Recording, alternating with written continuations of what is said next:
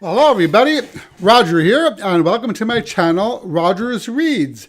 So today I'm doing another book tag. This one is called the bookshelf tag, which is all about the books on the bookshelf. So the original tag for this video was created by awanderingmind, and I'll put a link to the original video in the description below. So let's get started. Sounded like a fun one to do. So how many bookshelves do you have? So let's see, I have 2 behind me, 2 in my office, 2 in my bedroom, and 3 more downstairs in the basement. How many books are on your bookshelves? How many books do you think you have? So last time I was keeping track, it was about 2,100 or so.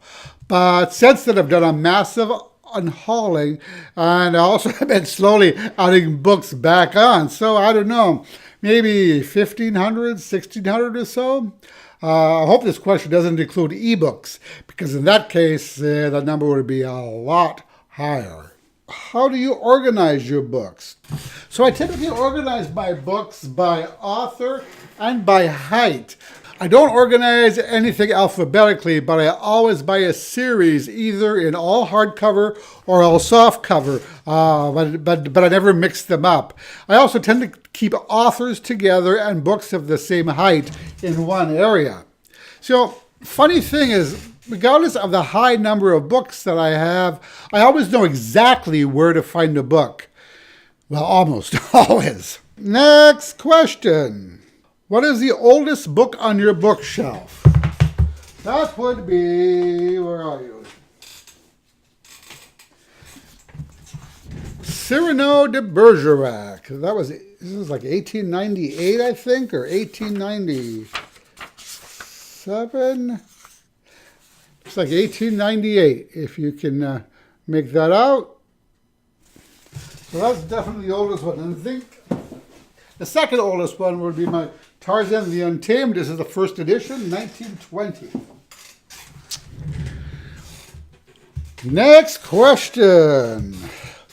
What is the longest book on your bookshelf? That would be this one, I do believe. This is the Tales of the City book by Armistead Maupin, and I think this comes at 750 pages. 754 pages. So this one is a big one. Next question. What is the shortest book on your bookshelf? That one would be a novella entitled Mitosis by Brandon Sanderson, which is part of the Reckoner series. Or just a little, not part of it really, but an extra novella, an extra story in the Reckoner series. What is the predominant genre on your bookshelf? So that would probably be a toss-up between young adult and LGBT contemporary, with third in line being fantasy. No way!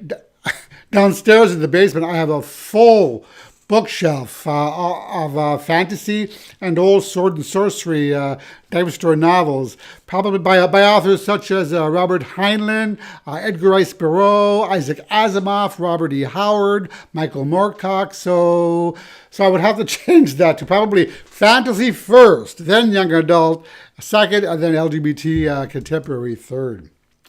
Next question. Have you done a bookshelf tour?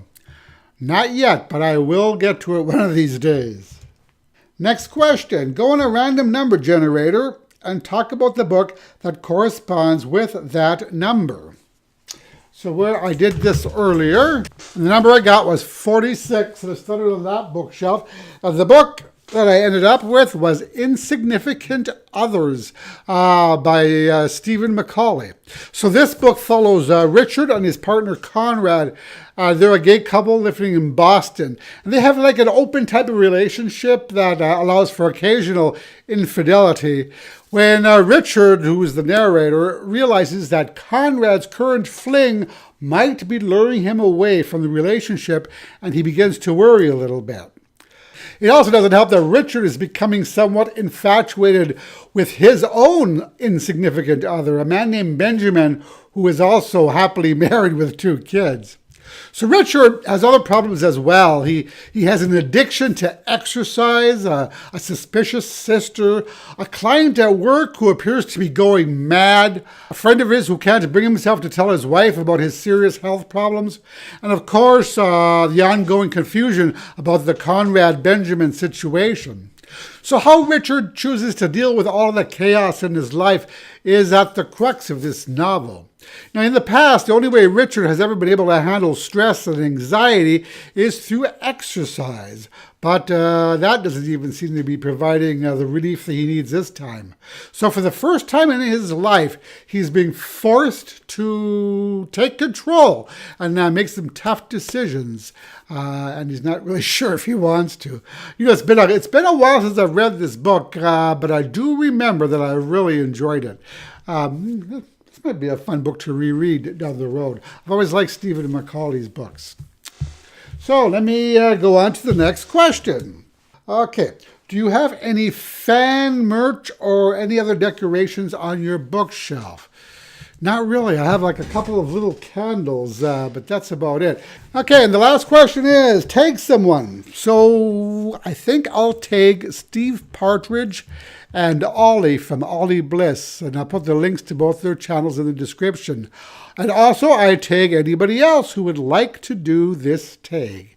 And that's it for this time. I hope you enjoyed this silly little tag, and I will talk to you in the next video. Bye-bye.